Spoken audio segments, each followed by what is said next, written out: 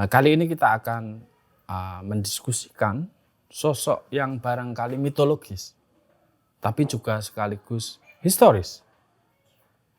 Sosok yang konon merupakan pencipta huruf Hanacaraka, yaitu bernama Aji Saka.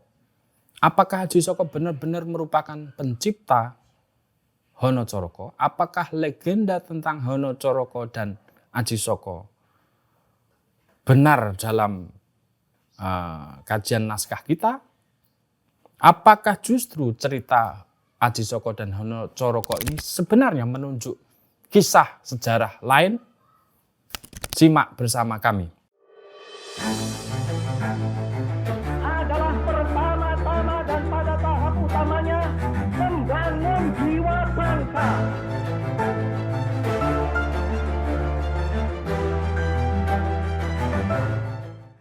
Bagaimana cerita Aji Saka? Yang sering kita dengarkan Aji Saka seperti sudah kita kenal ya. Sering kita dengar dalam cerita-cerita lisan kita yang bahkan diajarkan di sekolah-sekolah kita bahwa Aji Saka adalah pencipta Hanacaraka. Di cerita-cerita itu disebutkan bahwa yang beredar ya di dalam yang diajarkan di sekolah kita bahwa Aji Saka ini berasal dari India, yang disertai oleh dua pelayannya bernama Dura dan Sembodo ya, Duro dan Sembodo. Dua pelayan ini mengiringi Aji Saka kemudian dari India pergi menuju ke Pulau Jawa.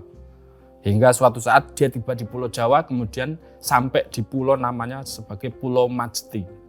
Di Pulau Majeti inilah kemudian Aji Saka meninggalkan dua pelayannya ini di sana dan kemudian menyuruh dua pelayan itu untuk menjaga pusaka Aji Saka. Jangan sampai nanti pusakanya itu harus diserahkan kepada sang Aji Saka sendiri. Jangan pakai perantara begitu ya. Nah, kemudian Aji Saka bepergian meninggalkan dua abdinya ini. Akhirnya di perjalanan akhirnya Aji Saka sampai ke kerajaan Medang Kemulan yang saat itu dipimpin oleh Prabu Dewata Cengkar. Prabu Dewata Cengkar dikatakan sebagai seorang prabu yang sangat haus kuasa, bahkan dia prabu yang dikatakan sering memakan manusia, memakan dan meminum darah manusia. Suatu saat Aji Saka akhirnya sampai ke kerajaan Medang Kemulan dan kemudian menginap atau tinggal di sebuah janda tua gitu ya, di sebuah desa. Disitulah Aji Saka mengajarkan ilmu-ilmu luhur gitu kepada masyarakatnya, sehingga banyak masyarakat berbondong-bondong untuk belajar kepada Aji Saka. Bahkan termasuk di dalamnya akhirnya ramai pengajian ini atau pelajaran ini. Kemudian ada seorang patih Medang Kemulan juga ikut belajar kepada sang Aji Saka ya. Suatu saat patih Medang Kemulan ini mengeluhkan kelakuan rajanya Prabu Dewata Cengkar yang terus-menerus meminta korban manusia yang akan disantapnya gitu ya.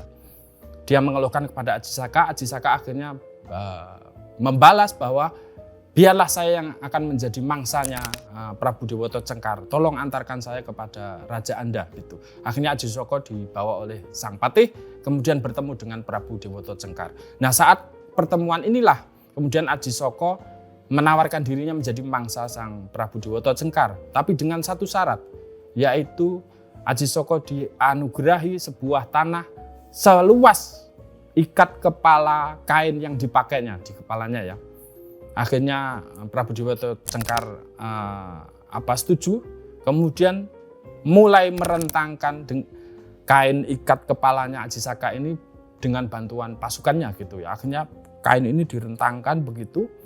Ajaibnya kain ini tidak pernah putus ketika direntangkan. Akhirnya sampai sang raja juga ikut merentangkan gitu, sampai akhirnya rentangan kain ini kemudian memenuhi seluruh kerajaannya hingga sampai ke ujung pantai selatan Pulau Jawa ya. Akhirnya Prabu Dewata Cengkar akhirnya terjatuh, kemudian binasa dan kemudian berubah menjadi buaya putih, sehingga Prabu Dewata Cengkar akhirnya jadi Raja Buaya Putih di pantai selatan gitu.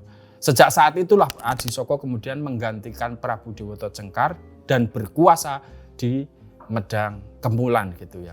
Nah, dua pelayannya bernama Duro Sembodo ini kemudian mendengar Prabu Aji Saka sudah menjadi seorang raja. Akhirnya Dora kemudian mengusulkan kepada Sembada untuk menyusul sang Prabu, sang Ajisaka ya. Namun Sembada tidak mau, tidak berkenan karena dia sudah masih ingat pesan yang disampaikan kepadanya dari Ajisaka. Namun Dora kokoh untuk menyusul Ajisaka di Medang Kemulan. Akhirnya Dora datang ke Ajisaka dan kemudian dimarahi oleh Ajisaka untuk kemudian dia diminta kembali lagi dan membawa kerisnya atau membawa pusakanya yang tertinggal di Pulau Majeti yang dibawa oleh Sembada ya. Akhirnya Dora kemudian pulang di Pulau Majeti ini, kemudian meminta pusaka itu kepada sang Sembada ya. Akhirnya Sembada itu kukuh tidak memberikan pusaka ini karena dia masih ingat pesan sang Ajisaka. Terjadilah sebuah perkelahian. Akhirnya karena sama-sama saktinya, akhirnya dua orang abdi ini kemudian meninggal bersama, alias jadi bangkai bersama. Karena Ajisaka utusannya nggak kembali-kembali, akhirnya dia menyusul ke Pulau Majeti. Nah, di saat itulah dia menyaksikan dua utusannya tadi mati, sudah menjadi bangkai. Kemudian dia menuliskan kesedihannya itu dengan cara membuat semacam syair ya. Hono Coroko. Ada dua orang utusan atau ada seorang utusan Doto Sowolo sama-sama bertengkar, bertempur, berperang podo joyonyo, sama-sama saktinya mogo bodongo. Akhirnya dia jadi batang, jadi bangkai gitu ya. Nah, itu akhirnya kita kenal yang cerita-cerita itu di sastra lisan kita ya. Namun apakah benar ceritanya demikian itu? Bagaimana keterangan cerita ini di sumber-sumber naskah? Mari kita lihat misalnya. Menurut keterangan Purbocaraka, kisah tentang Ajisaka ini tercantum paling tua di serat namanya Serat Manikmoyo yang dikarang oleh Karta Mursadah ya. Di tahun yang diterbitkan ulang di tahun 1852. Di naskah inilah ada cerita yang tertua terkait Ajisaka dan Hono Corokonya ya. Nah, di cerita Ajisaka ini digambarkan bahwa Ajisaka itu di cerita ini digambarkan Ajisaka bernama Abu Soko. Dia berasal dari daerah Ngerum atau mungkin Istanbul hari ini ya. Dari daerah Istanbul hari ini, Turki hari ini. Kemudian setelah dia jadi anak muda, kemudian dia merasa ingin menjadi seorang yang berilmu atau punya kesaktian yang lebih. Suatu saat Ajisaka ini kemudian berkelana menuju Mekah, ketemulah dengan Nabi Muhammad. Nah, di sana dia berguru kepada Muhammad, akhirnya menyesap ilmu dari Nabi Muhammad sehingga membuat Ajisaka menjadi seorang yang sakti ya. Bahkan diceritakan dalam sebuah kisah gitu episode ini bahwa dia sempat bahkan ketemu sang Ijazil atau Azazil atau yang sering dikenal sebagai iblis ya. Sempat diajari ilmu menghilang gitu ya oleh iblis ini. Kemudian ilmu menghilangnya ini dia terapkan untuk menguji Nabi Muhammad. Kemudian Ajisaka kemudian menghilang dan bersembunyi di balik saka ya. Di balik tiang masjidnya Nabi Muhammad.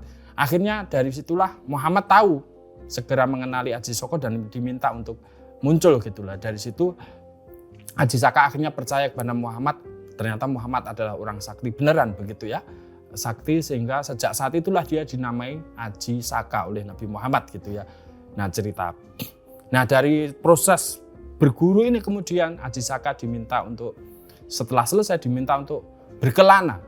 Karena dia dijanjikan akan menjadi seorang raja besar di tanah Jawi gitu ya. Akhirnya Ajisaka berkelana sampailah ke tanah Jawi, ke Pulau Majeti, dia dengan dua pengiringnya bernama Dora dan Sembodo. Masih sama, ceritanya masih sama seperti cerita tradisi lisan kita. Tapi ini ditambah dengan episode berguru kepada Nabi Muhammad ya gitu ya. Nanti juga diceritakan tentang terbunuhnya Dora Sembada yang dalam sebuah pertarungan gitu ya. Yang sama-sama mati tadi setelah Ajisaka menjadi raja di Medang Kemulan. Itu satu versi terkait Serat Manikmoyo ya. Yang kedua ada versi lain bernama Serat Mumono yang merupakan koleksi Museum Sono Budoyo gitu ya. Nah, di serat ini Ajisaka diceritakan bernama Abu Saka, mengembara berpindah-pindah di pulau-pulau Nusantara ini. Setiap perpindahan di pulau-pulau ini dia mengajarkan ilmu-ilmu penting. Jadi Aji Saka ini tokoh yang seorang pandita yang berilmu tinggi, yang mengajarkan ilmu di tiap singgahan pulau-pulaunya ini. Dia bahkan mengajarkan Condro Sengkolo, mengajarkan sastro Krendo, kemudian mengajarkan kabuyutan Dewa Ruci gitu, Dewa Ruci kabuyutan gitu. Hingga suatu saat dia merasa kurang. Akhirnya dia kemudian memutuskan untuk pergi ke tanah Arab yang disebut di serat ini sebagai negeri Balum atau negeri Arab. Di sanalah dia kemudian ketemu dengan sosok bernama Nabi Khidir. Nabi, kalau dalam teksnya disebut Nabi Khidir ya. Nabi Khidir inilah kemudian Aji Saka berguru kepada Nabi Khidir. Setelah menguasai ilmunya, kemudian dia kembali lagi ke Jawa. Kemudian mengajarkan sastra Kawi, mengajarkan huruf Dewanagari, mengajarkan huruf Palawa dan lain sebagainya. Akhirnya menyebar di Pulau Jawa. Akhirnya sampai kepada dia sampai kepada Kerajaan Medang Kemulan dan kemudian menggantikan rajanya Dewoto Cengkar tadi. Ini satu versi kisah lagi ya, di mana Aji Saka dalam hal ini berguru ke tanah Arab, tapi bukan kepada Muhammad, tapi kepada Nabi Khidir. Nah, yang ketiga ada serat lagi namanya Serat Aji Saka. Itu merupakan dalam sebuah kumpulan namanya Suluk Plencung yang dikoleksi oleh BPDDIY gitu ya. Di serat ini dikatakan Aji Saka merupakan cucunya Begawan Kures dari seorang ayah bernama Raden Dursila. Nah, saat masih bayi ini kemudian dilahirkan, saat lahir ini Aji Saka dimakan oleh seorang begawan yang berbentuk naga. Begawan ini yang berbentuk naga ini, berupa naga ini kemudian memakan Aji Saka dan kemudian menelan sampai ke perutnya begitu ya. Begawan ini kemudian namanya Begawan Ontobugo ya. Di dalam perut kemudian Aji Saka diajari ilmu-ilmu tinggi, ilmu-ilmu tentang kesempurnaan menjadi manusia. Setelah cukup pengajaran ini akhirnya Aji Saka dimuntahkan. Setelah dimuntahkan, Aji Saka menjadi pribadi yang dengan kesaktian tanpa tanding, dengan ilmu yang tanpa tanding. Tapi sang Begawan Antaboga kemudian sebenarnya ada orang yang lebih sakti dibanding kamu. Hei Aji Saka, namanya Muhammad di tanah Arab. Bergulah kepada Muhammad di tanah Arab. Tapi tidak lama berikutnya ada seorang dewa yang sedang lagi terbang gitu ya. Namanya Sang Hyang Guru. Sang Hyang Guru ini mengejek Aji Saka. Hei, orang yang paling pandai, kesaktiannya adalah aku, bukan Muhammad. Hei, Aji Saka. Akhirnya Sang Aji Saka ini mengajak Sang Hyang Guru untuk bepergian bersama untuk membuktikan benar apakah Muhammad orang sakti atau tidak. Akhirnya Sang Hyang Guru dan Aji Saka kemudian pergi ke tanah Arab. Kemudian ditemui Nabi Muhammad di pelataran depan masjidnya gitu. Saat Nabi Muhammad sedang sholat duhur gitu ya. Nah, saat sholat duhur ini Nabi Muhammad kemudian menyelempangkan surbannya ke dua sisi punggungnya gitu ya. Sang Hyang Guru melihat dari kejauhan ini dianggap sebagai usaha mempertontonkan kesaktian Nabi Muhammad, bahwa Nabi Muhammad bertangan 4 gitu ya. Akhirnya gara-gara terpancing, Sang Hyang Guru kemudian mengubah tangannya secara ajaib menjadi 4 karena nggak mau kalah dengan kesaktian Muhammad gitu. Tapi setelah sholat duhur selesai, Nabi Muhammad kemudian menemui 2 orang ini.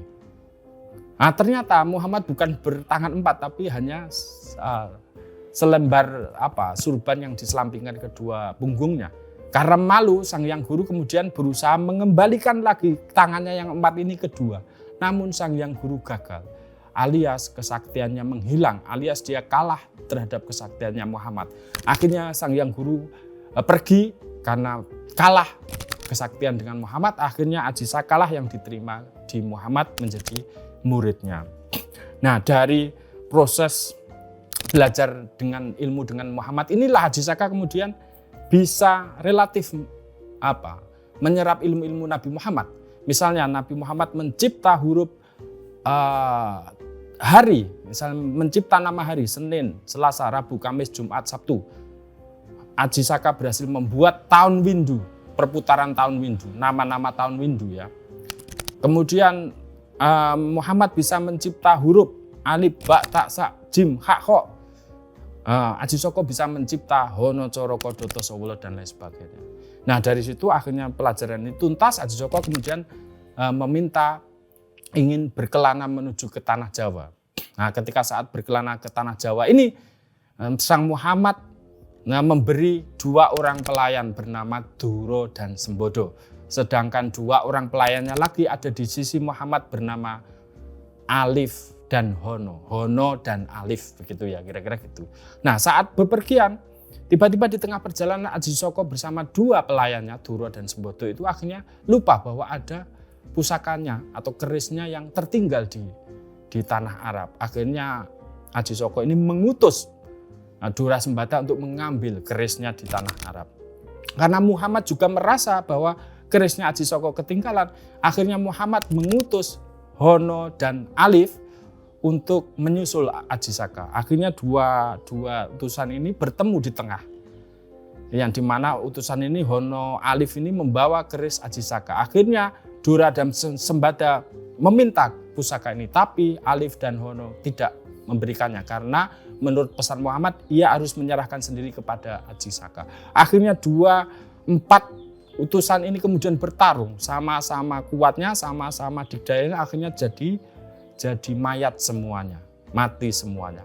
Nah karena utusannya nggak kembali, Aji Saka akhirnya menyusul, Nabi Muhammad juga menyusul. Akhirnya mereka ketemu di tengah saat 4 utusan ini sudah meninggal. Akhirnya Aji Saka sedih, Muhammad sedih, tiba-tiba ada 2 lembar daun turun, jatuh. Aji Saka mengambil yang satu, Muhammad mengambil yang satu. Aji Saka membaca lembaran daun itu berbunyi Hono Coroko Doto Sawolo, sedangkan Muhammad mengambil daun itu berbunyi Alif, Ba, Ta, Sa, Jim, Ha, Kho, dan seterusnya, kira-kira gitu.